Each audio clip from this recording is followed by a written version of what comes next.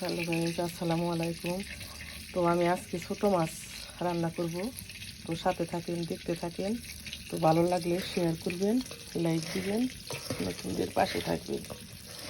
তো মাছগুলো আমি আগে মাখিয়ে নিতেছি মশলা দিয়ে, সব কিছু দিয়ে মাখিয়ে নেব।